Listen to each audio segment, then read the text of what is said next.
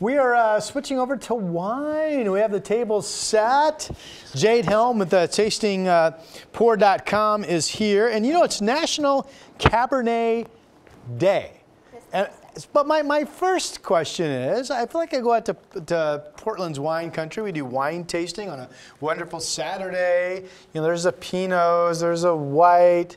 There's not a ton of Cabernet in the Willamette Valley, is there? Or am I wrong on that? You are not wrong. Willamette Valley is not the best place to grow Cabernet, but I have brought 3 Cabernets from our neighbors in Washington. Yes. Which is a great place for growing. It is a great place, right, for Cabernet. Yes. And why is Washington better? Is it just a little bit cooler, a little bit damper in some areas? Actually, it's the sunny days and the cool nights and the lack of rain that makes it a great place to grow Cabernet. Really? Yes. I was actually just in Walla Walla over the weekend. So is that where these come out of then, like the Walla Walla area or the Yakima Valley? 2 of these are from Columbia Valley, and one is from Horseheaven Hills, which is a really wonderful place to grow Cabernet. How could it not be named Horseheaven Hills? I love that name. Right? We all want to go there. So it's a darker color Don't than drink a Pinot, it until she tells you to.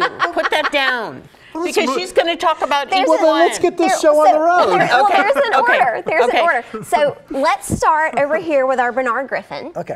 Because this is very youthful and bright and lots of cherry notes. So if you're going to have a cookout and you want something to drink while the grill is heating up, this is kind of getting us ready for Labor Day, right? So this is what you could sit around with your friends. I smelled it and then I sipped it. Sip it. Sip it. All right. It's yummy. But I was going to say, it is much darker than a Pinot, isn't it? Drink it. Well, it has thicker skins and smaller berries. Okay. So there's more skin to juice ratio in the wine. That's the reason. That's big flavor right off the bat. It's a lot of flavor. The cherry. They've got a lot of flavor. I love that cherry, fruity flavor. It's a really fun Cabernet. It's great for this time of year. Next, we have Intrinsic Wine Company's Cabernet.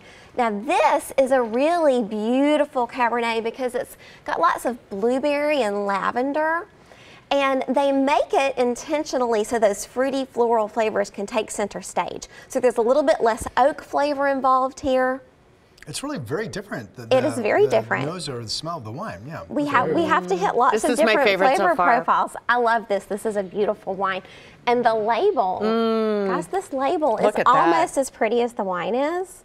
I would say if you needed to take something to a cookout or a party, isn't that gorgeous? Where'd Austin go? This would be a good tattoo, right? That's gorgeous. It really would. It's very alluring. That you could hand this to your host and be very proud to take you that. Like this one so I far? do. I love the cherry so far. Really This is oakier. I like a little less oak. Yes, that has a little bit less oak purposefully to let those flavors shine. And then finally, we have H3 Cabernet from Columbia Crest. Now, this is our one from Horseheaven Hills. That's what H3 stands for. I want to like it most just because I like the name the most. So do we drink this while we're riding horseback? That's what Tracy was about to ask you. Into the sunset. It's hard to do, but if you're skilled, you can do it on a horse. So H3 Cabernet from Columbia Crest is a little bit more traditional Cabernet. So dark berries, currant, more of those oaky vanilla flavors, kind of what you would think from a Cabernet, but from a very nice winemaking area. What I would say, to me, it's a bit easier to drink, whatever I mean by that. Okay. It's a little easier, I could see myself just sipping this for hours. I can see myself sipping all of these for hours. But yes, so everybody has like a different preference, I think. And it depends on what you're eating. And I think the great thing is that I think unless you do taste them lined up, you don't realize how different each Cabernet is. Yeah.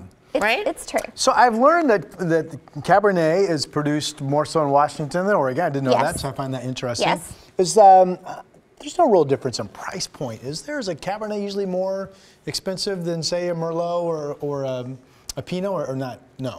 Well, you know, they call Cabernet the king of grapes, and it can be pricey, but what I find is that Washington is able to make Cabernet that delivers at all price points. So you can get $100 bottles there, and they're beautiful, but these are all under $30, and they're great too. Oh, that's wonderful, yeah. Yes. Yeah. Wonderful. And again, lovely hostess gifts too. So everybody's going to want you to show up with one of these. Yes.